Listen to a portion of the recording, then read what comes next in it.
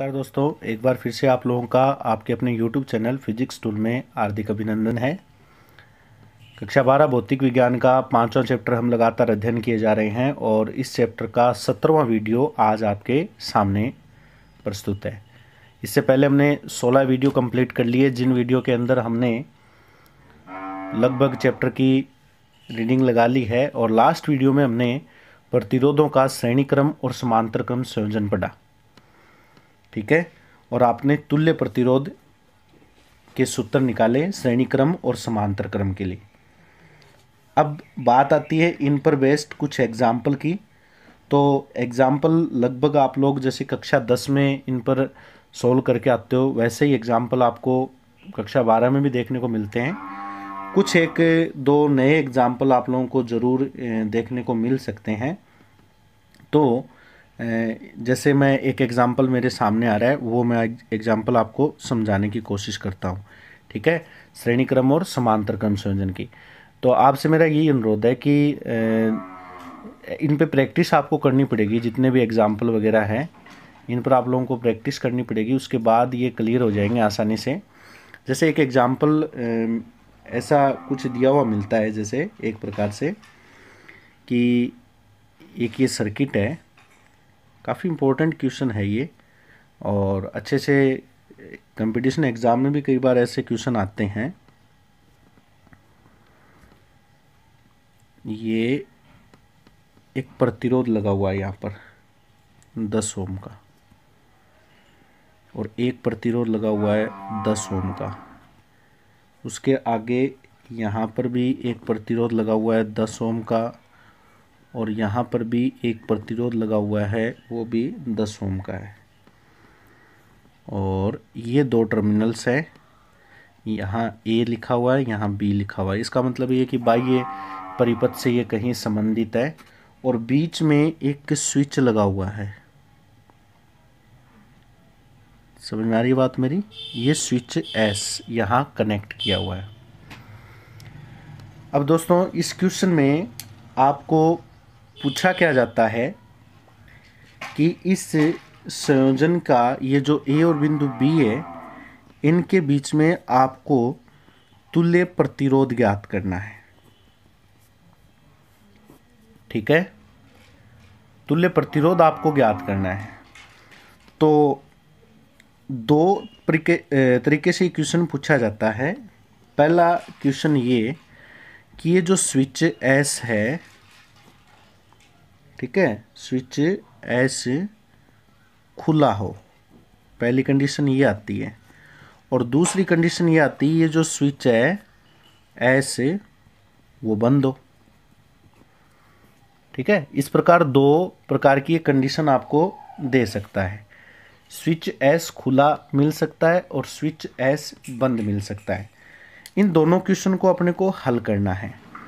इसके लिए मैं अलग अलग आपको इनको सोल्व करके बता रहा हूँ। जैसे पहला पार्ट हम सोल्व करते हैं, स्विच S खुला। अब देखो, ये पहली कंडीशन बात करते हैं। S खुला होने का मतलब ये हो गया कि ये जो वायर है, ये वायर खुला। देखो, स्विच खुला और बंद का मतलब क्या होता है कि जब खुला होता है तो यहाँ से करंट आगे सप्लाई नहीं होगा। ठीक है, और जब ये बंद होगा तो ये जो पत्तियाँ होती है, ऐसे तांबे की ये पत्तियाँ होती हैं स्विच, या फिर तांबे की एक डॉट होती है, वो डॉट यहाँ लगा देते हैं, तो ये जो गैप होता है, ये गैप कवर हो जाता है बीच का, वो बंद अवस्था होती है। ठीक है, तो मैं यहाँ पर दोनों कंडीशन क्लियर करवाने की कोशिश करूँगा। जब स्विच खुला है, देखो करंट क्या होती है, करंट सप्लाई होती है। तो करंट हमेशा जो क्लोज सर्किट होता है, बंद परिपथ होता है, उसमें धारा बहती है। हम सब जानते हैं कि अगर कहीं कोई तार बीच में से अगर हम हल्का सा कोई तार काट दें, जैसे एक वायर है, उस वायर को बीच में से कट कर दें, तो कट करने के बाद में आगे करंट सप्लाई नहीं होती, ये हम जानते हैं। तो पहला बहुत ही सिंपल और आसान सा क्वेश्चन है, पहला जो पार्ट है कि जब स्विच अपना खुला होगा तो इस खुली अवस्था में ये जो करंट है, ये करंट आगे सप्लाई नहीं होगा। बात आ गई समझ में? ठीक है, ये करंट आगे सप्लाई खुला होने पर, ये बीच में से करंट सप्लाई नहीं होगा, बीच में से करंट सप्लाई होगा ही नहीं, तो फिर ये जो तार है, इस तार का कोई यहाँ पर मतलब नहीं निकलता। इस तार का मतलब यहाँ कुछ नहीं है, क्योंकि करंट आगे जा ही नहीं रहा, यहाँ करंट सप्लाई नहीं हो रहा। तो हमारा ये जो सर्किट है, ये सर्किट हम कुछ इस तरीके से क्रिएट कर सकते हैं। 10 ओम, 10 ओम और ये भी 10 ओम के, ठीक है, 10 ओम और 10 ओम, ए बी, ठीक है। मैं ऐसा मान सकता हूं क्योंकि बीच में करंट जा ही नहीं रहा ना, बीच में करंट आगे सप्लाई नहीं हो रहा, तो यहां इसका कोई मतलब नहीं निकलता, ठीक है। अब ये एक सिंपल क्वेश्चन हो गया, क्योंकि ये ऊपर वाले जो दोनों रेजिस्टेंस है वो श्रेणी क्रम में आ चुके हैं, और ये नीचे वाले भी दोनों किस क्रम में आ चुके हैं, श्रेणी क्रम में, ठीक है। ये भी श्रेणी क्रम है 10 वाला, और ये भी क्या है दोस्तों, श्रेणी क्रम में, ठीक है। तो श्रेणी क्रम में तुल्य प्रतिरोध का मतलब क्या होता है कि 10 ओम और 10 ओम ये दो प्रतिरोध है, श्रेणी क्रम में तुल्य प्रतिरोध निकाल दो। तुल्य प्रतिरोध निकालोगे तो इन दोनों की जगह एक प्रतिरोध जुड़ जाएगा। तुल्य का मतलब ये होता है कि अब तो ये दोनों अलग अलग काम कर रहे हैं, जब इन दोनों की जगह तुल्य प्रतिरोध निकालेंगे तो एक प्रतिरोध कोई लगा सकते हैं। तुल्य प्रतिरोध का मतलब होता है इन दोनों की जगह कोई एक प्रतिरोध का काम करना, ठीक है। जैसे ये कोई व्यक्ति है और ये दूसरा व्यक्ति, ये दोनों व्यक्ति अपनी अपनी जगह काम कर रहे हैं, तो ये दोनों जितना काम कर रहे हैं, अगर उन दोनों की जगह कोई एक व्यक्ति उन दोनों जितना काम कर देता है तो हम क्या कहते हैं कि इस अकेले व्यक्ति ने इन दोनों के तुल्य काम किया है। समझ में आ रही बात मेरी? तो वही काम यहाँ पर तुल्य प्रतिरोध का होगा। तुल्य प्रतिरोध क्या करेगा, ये जो 10 ओम और 10 ओम की जो प्रतिरोध है इन दोनों की जगह काम करेगा, लेकिन श्रेणी क्रम और समांतर क्रम में इनके अलग अलग फॉर्मूले होते हैं। अब श्रेणी क्रम में जो फॉर्मूला होता है वो फॉर्मूला होता है डायरेक्ट R1 प्लस R2। अब दोनों ही ऊपर भी श्रेणी क्रम है, नीचे भी श्रेणी क्रम है इन दोनों में, तो R1 प्लस R2 यानी 10 प्लस 10 करूंगा तो 20 और 10 प्लस 10 करूंगा तो 20, ठीक है। इसको पॉइंट नाम दे दिया B। बात समझ में आ रही है? अब ये क्वेश्चन और सिंपल हो गया, ये दोनों किस क्रम में आ चुके हैं, अब तो साफ दिख रहा है समांतर क्रम में। कैसे पता चला कि इस प्रतिरोध का ये वायर और इस प्रतिरोध का ये वायर दोनों एक साथ कनेक्ट है, और इस प्रतिरोध का ये वायर और इस प्रतिरोध का ये वायर दोनों एक साथ कनेक्ट है। कौन से क्रम में हो गए, समांतर क्रम में। तो हमें तुल्य प्रतिरोधी तो निकालना है बिंदु ए और बी के बीच में, तो तुल्य प्रतिरोध क्या होगा समांतर क्रम में 1/RP इज इक्वल 1/20 और 1/20, ठीक है। अब इसको हम सोल्व करेंगे तो ऐसा लिख सकता हूँ क्या, 2/20, ध्यान देना 1/10 आया, ये 1/RP चल रहा है। यहाँ पर बच्चे बहुत बार गलती करते हैं, तो RP बराबर कितना आ जाएगा 10 ओम। जल्दबाजी में 1/10 को ही उत्तर लिख देते हैं, जबकि ये 1/RP भूल जाते हैं, ठीक है। तो 1/RP का क्या मीनिंग होता है, ये उल्टा है, तो जो उत्तर आएगा हमें उसका व्युत्क्रम करना पड़ेगा ना, तो 10 का व्युत्क्रम करेंगे तो 1/10 का 10 उत्तर हो जाएगा, ठीक है। अब आगे बढ़ते हैं दूसरे पॉइंट पर।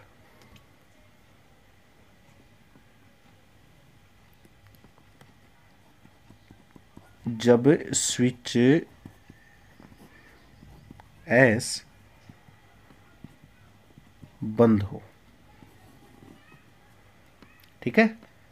जब स्विच S बंद होता है तो उस दौरान क्या पोजीशन आएगी वो देखो।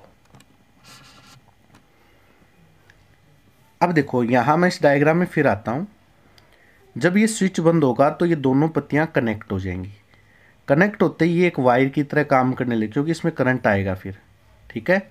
तो फिर इस सर्किट को मैं कुछ ये रूप दूंगा,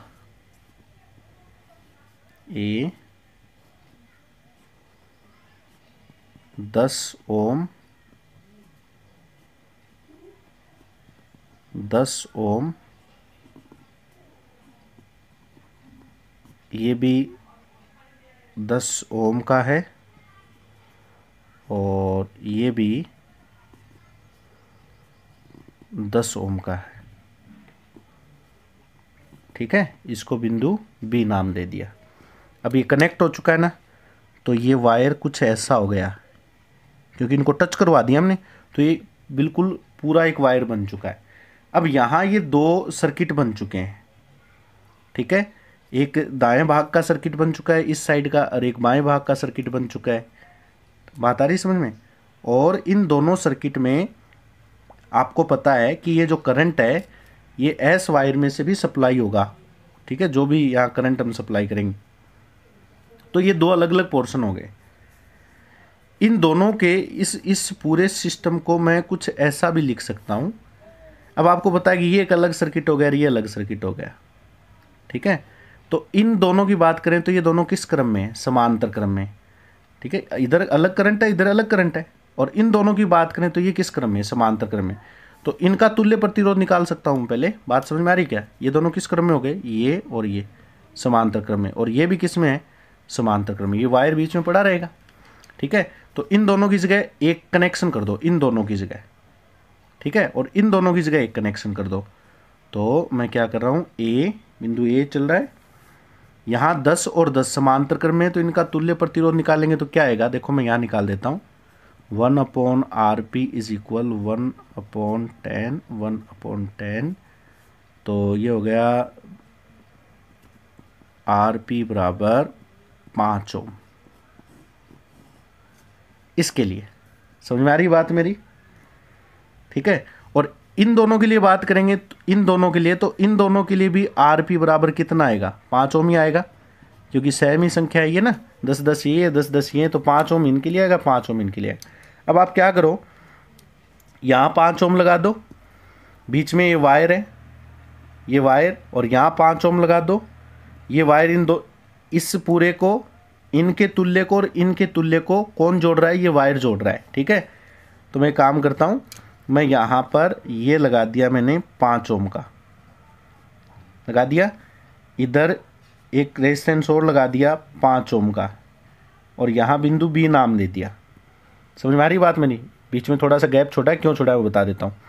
5 ओम ये, इन दोनों का 5 ओम, इन दोनों का 5 ओम। ठीक है, तुल्य प्रतिरोध जुड़ चुका है। ये वायर एस जो वायर है, यानी ये जो स्विच एस था, मैंने यहाँ पर स्विच बंद कर दिया। जैसे ये स्विच बंद करूँगा, इन पत्तियों को टच करा दूंगा, तो ये पूरा एक वायर बन जाएगा, कनेक्शन हो जाएगा। ठीक है, और इस एस ने इन दोनों को जोड़ रखा है, इधर वाले को भी जोड़ रखा है, इधर वाले को भी जोड़ रखा है, यानी ये वायर एस ये है बीच में। समझ में आ रही बात मेरी? ये स्विच एस है, स्विच एस। ठीक है, इसने कनेक्ट कर दिया। अब बताओ, ये करंट तो सप्लाई हो रही है ना, ये दोनों किस पोजीशन में है? अब दोनों रेजिस्टेंस श्रेणी क्रम में।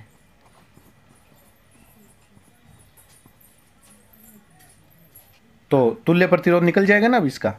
तो बताओ तुल्य प्रतिरोध क्या आएगा? इस क्वेश्चन का उत्तर हो जाएगा अब अपना, श्रेणी क्रम में नहीं है तो 5 + 5, टोटल उत्तर आ जाएगा अपना 10 ओम। तो इस प्रकार हम ये क्वेश्चन सोल्व कर सकते हैं। अगर स्विच एस खुला हो तो ये कंडीशन हो जाएगी, और बंद हो तब ये कंडीशन हो जाएगी। तो बेसिकली इस प्रकार के बहुत सारे क्वेश्चन बनते हैं, लेकिन उनमें मेन क्या होता है, देखो देखने में आसान लगते हैं, लेकिन प्रैक्टिस बहुत ज़्यादा ज़रूरी होती है इन क्वेश्चन के ऊपर। तो प्रैक्टिस करते हैं, 2 4 5 क्वेश्चन इस प्रकार के सोल्व करते हैं, तब जाकर अपने को इन पर मतलब अभ्यास होता है इन क्वेश्चन के ऊपर। ठीक है, अब जैसे मैं एक क्वेश्चन एक प्रकार से होमवर्क के लिए आप लोगों के सामने रख रहा हूँ इस वीडियो में, आप करना इस क्वेश्चन को। ठीक है, उम्मीद करता हूँ आ जाएगा, ये आराम से आ जाएगा, एकदम सिंपल सा क्वेश्चन है, जैसे किताब के एग्जाम्पल में मिल जाता है ये क्वेश्चन। तो एक क्वेश्चन जैसे मैंने यहाँ पर ये डायग्राम तैयार कर रखा है, तो इस क्वेश्चन में अब ये आपके लिए एक प्रकार से होमवर्क आप करना, जैसे मैं इसमें आपको हिंट दे देता हूँ, फिर अपने आगे नेक्स्ट पॉइंट पे बढ़ते हैं। ठीक है, आराम से कर सकते हो, क्योंकि ऐसे क्वेश्चन कक्षा 10 में आने लग जाते हैं अपने सामने, तो थोड़े बहुत कुछ सर्किट हो सकते हैं, थोड़े आगे पीछे कुछ नया दे जैसे मैंने अभी एक एग्जांपल करवाया था आपको। अब इस क्वेश्चन के अंदर जैसे आप क्या करोगे कि ये जो 3 और 6 ओम के जो प्रतिरोध आपको नज़र आ रहे हैं ये दोनों समांतर क्रम में हैं। इनको सोल्व कर लोगे आप लोग 3 और 6 को, ठीक है, करके देखना। अगर नहीं होता है तो आप मुझे कमेंट बॉक्स में लिख देना, मैं आपको इसका सॉल्यूशन करवा दूंगा। 3 और 6 समांतर क्रम में आ जाएंगे, इन दोनों की जगह एक प्रतिरोध जोड़ देना, तुल्य प्रतिरोध आ जाएगा इन दोनों का, ठीक है। फिर जैसे ही वो तुल्य प्रतिरोध आप जोड़ोगे उस दौरान 4 और वो तुल्य प्रतिरोध श्रेणी क्रम में आ जाएंगे, ऊपर 7 और 5 ये दोनों श्रेणी क्रम में हो जाएंगे, ठीक है। मैं यहाँ लिखता हूँ, ये दोनों तो किस क्रम में है, ये दोनों हैं समांतर क्रम में, ठीक है। इस छोटे से सर्किट वाले किस क्रम में, समांतर क्रम में। फिर इनका तुल्य प्रतिरोध आएगा, वो तुल्य प्रतिरोध इस 4 के साथ किस क्रम में आएगा, श्रेणी क्रम में। समझ में आ रही बात मेरी, इन दोनों का तुल्य। और ये 7 और 5 किस क्रम में होंगे, ये दोनों श्रेणी क्रम में होंगे, ठीक है। तो इस क्वेश्चन में ये दोनों समांतर क्रम में हो जाएंगे और इन 3 और 6 के, इन दोनों का एक तुल्य प्रतिरोध लगेगा, वो तुल्य प्रतिरोध इस 4 के साथ श्रेणी क्रम में हो जाएगा कनेक्ट, और 7 और 5 वाले भी श्रेणी क्रम में हो जाएंगे, ठीक है। फिर उसके बाद में इसका ये जो पूरा सर्किट बनेगा, इसका इस पूरे सर्किट का एक प्रतिरोध बन जाएगा जब इस श्रेणी क्रम को और इस श्रेणी क्रम को, इन दोनों को सॉल्व करोगे, ठीक है। समझ आ रही बात मेरी, क्योंकि ये इतना भाग यहाँ से लेकर इतना भाग सोल्व हो जाएगा, यहाँ से लेकर इतना भाग सोल्व हो जाएगा, फिर ये दोनों समांतर क्रम में आ जाएंगे। ये जो पोर्शन है ना, ये यहाँ से लेकर ये पोर्शन, ये दोनों समांतर क्रम में आ जाएंगे, ठीक है। उसके बाद में इनकी जगह एक सर्किट, इनकी जगह एक रेजिस्टेंस लग जाएगा, एक प्रतिरोध, वो प्रतिरोध इस 5 के साथ श्रेणी क्रम में आ जाएगा, ठीक है। इसे करके देखना आप लोग, ये क्वेश्चन नहीं आता है तो मैं ज़रूर इसको बताऊंगा, ऐसी बात नहीं है, लेकिन थोड़ी प्रैक्टिस आपको भी करनी चाहिए। आराम से आप ये क्वेश्चन सॉल्व कर सकते हो, ठीक है। और फिर भी अगर कोई प्रॉब्लम होती है तो एज ए होमवर्क के रूप में मैं ये आपको ये काम दे रहा हूँ, तो आप मेरे हिसाब से इसको आराम से कर सकते हो, ठीक है। क्रम से इनको सोल्व करने की कोशिश करना। इसके अलावा और भी ऐसे क्वेश्चन बन सकते हैं, ठीक है, जिन पर अपने प्रतिरोध का मान निकाल सकते हैं। और एक मुझे याद आ रहा है, ठीक है, वो भी मैं आपको बताना चाहूँगा। जैसे हमने उसमें संधारित्र वाले चैप्टर में पढ़ा था एक एग्जाम्पल, सी संधारित्र अनंत क्रम में जोड़े थे, इस प्रकार ऐसा क्वेश्चन भी कई बार बनता है। ये R इस प्रकार, R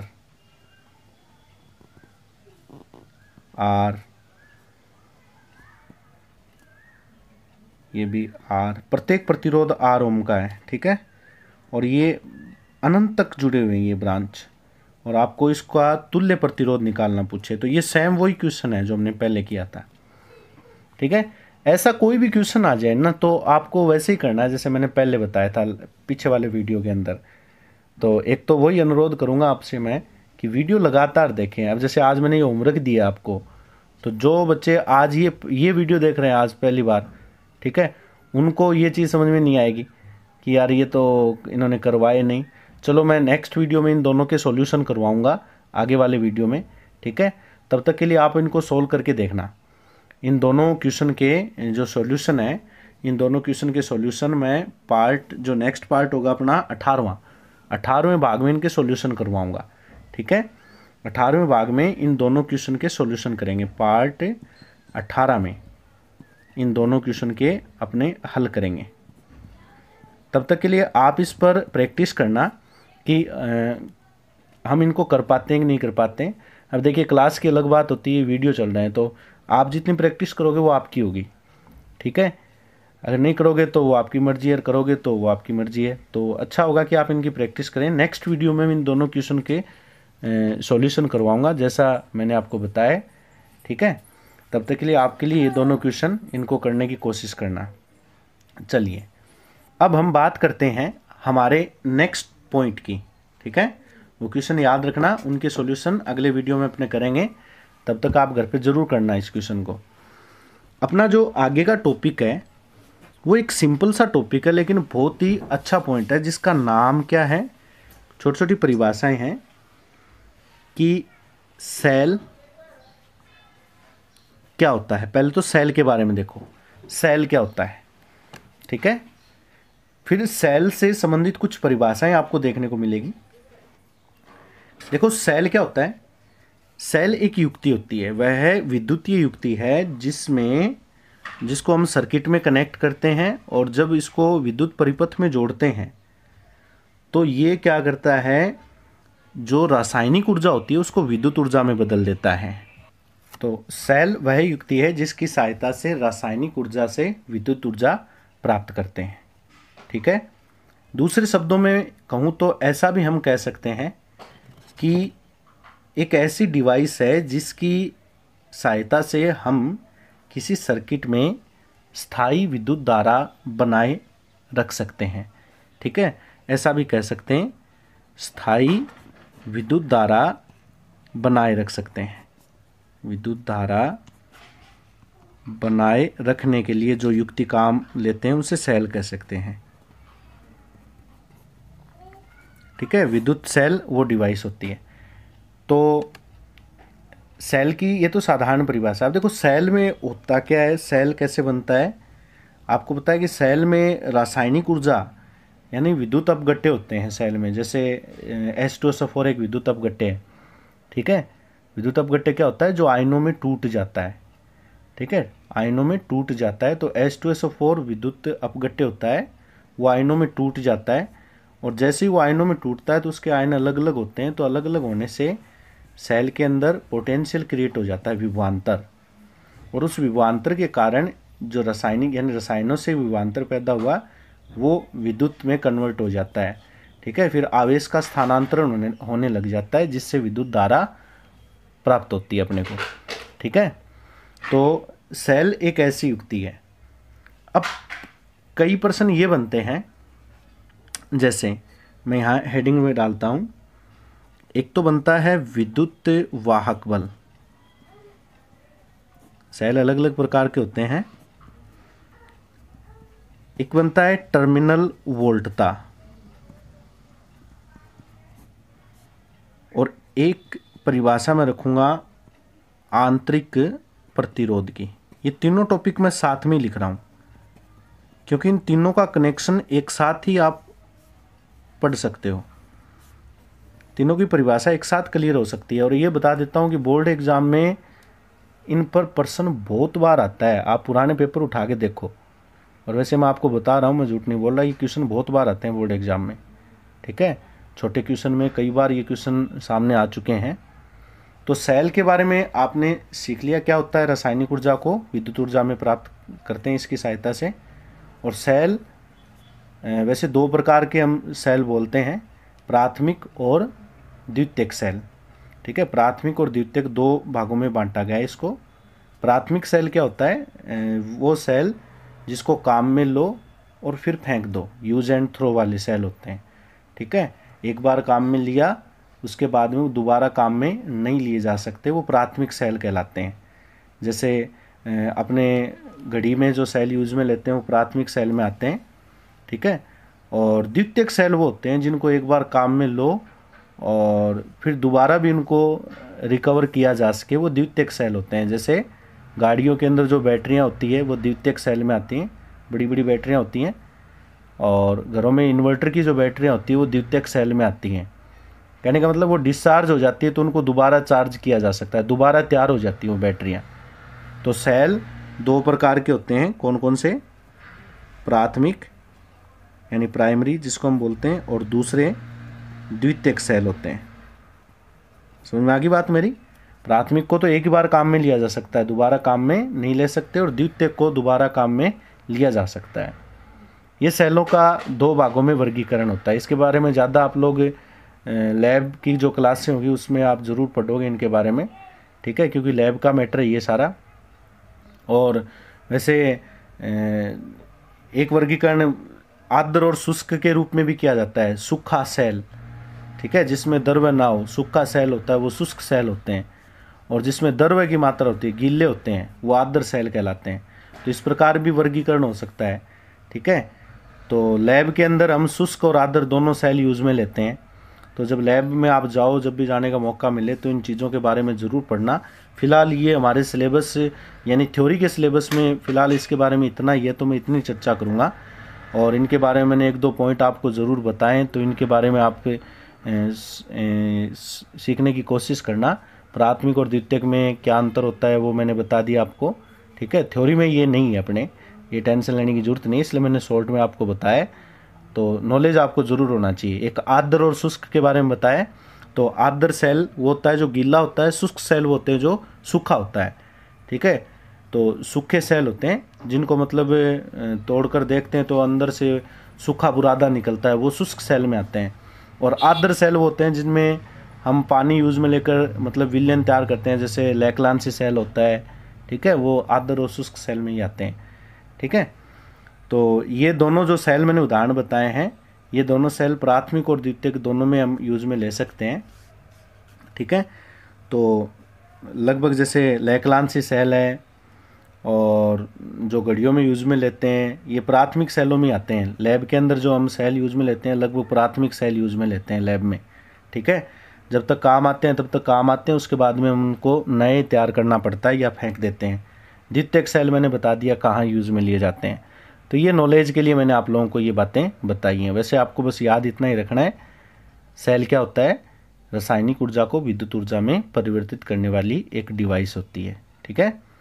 और सेल का परिपथ में संकेत ये होता है, एक बड़ी लाइन और एक छोटी लाइन। ये बात मैंने पहले भी वीडियो में बताई थी, ठीक है। आज फिर बता देता हूँ, ठीक है।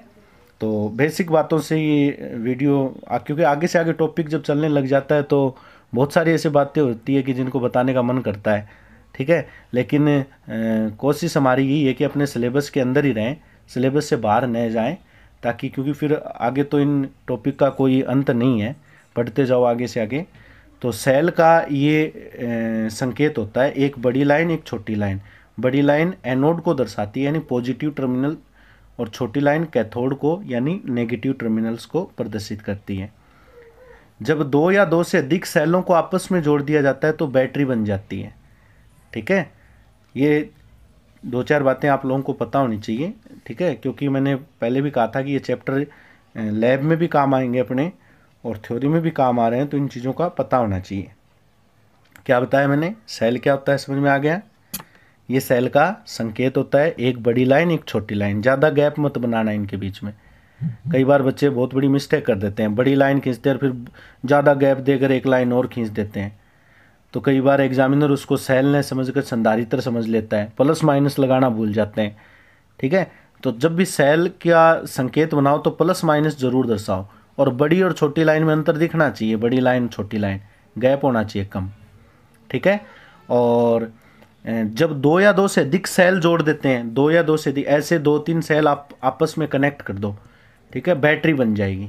क्या बन जाएगी वो, बैटरी। और बैटरी जब बनेगी ना तो बैटरी का संकेत ये होगा, बड़ी लाइन छोटी लाइन, बड़ी लाइन छोटी लाइन, बड़ी लाइन छोटी लाइन, ऐसे। ये बैटरी का सिंबल हो गया अब ये, ठीक है। अब आप देख सकते हो इसमें ये सेल है, तो ये एक सेल ये हो गया, फिर एक सेल ये हो गया और एक सेल ये हो गया, तो ये 2-3 सेल हो गए ना, ये बैटरी बन जाती है, ठीक है। एक से अधिक सेल जोड़ते ही वो बैटरी बन जाती है। तो आज की इस वीडियो में फिलहाल मैं इतना ही बताऊंगा। विद्युत वाहक टर्मिनल वोल्टा और आंतरिक प्रतिरोध के बारे में नेक्स्ट वीडियो में चर्चा करेंगे, क्योंकि ये कुछ अदर बातें मैंने जो ध्यान में रखने वाली है उनके बारे में मैंने आपको बता दिया। तो इसकी वजह से थोड़ा वीडियो बड़ा होता जा रहा है, तो अपलोडिंग में थोड़ी समस्या आती है, मैंने आपसे पहले भी कहा था। तो इसलिए हम इसके लिए माफ़ी चाहेंगे थोड़े से। तो आप इसको तैयार करने की कोशिश करना, और मैंने आज 2 एग्जाम्पल आपको दिए हैं, उन दोनों एग्जाम्पल को सॉल्व करने की कोशिश करना। नेक्स्ट वीडियो में पहले इनको करवाने से पहले उन एग्जाम्पल के सॉल्यूशन करवाऊंगा मैं, ठीक है। बात आई समझ में। सेल के बारे में ये जो जितनी भी बातें बताई, इनको आप किसी अदर नोट्स के अंदर या मेन नोट्स में भी रख सकते हो, ऐसी कोई बात नहीं है, ठीक है। तो आज के लिए इतना ही। नेक्स्ट वीडियो में फिर मिलेंगे एक नए टॉपिक के साथ, और विद्युत वाहक बल और टर्मिनल वोल्टा, आंतरिक प्रतिरोध आखिर क्या होते हैं इनके बारे में हम सीखेंगे। और अच्छे टॉपिक है, इंपॉर्टेंट टॉपिक है, दोनों एग्जाम्पल करना, नोट्स बनाना, ठीक है। धन्यवाद। जय हिंद, जय भारत।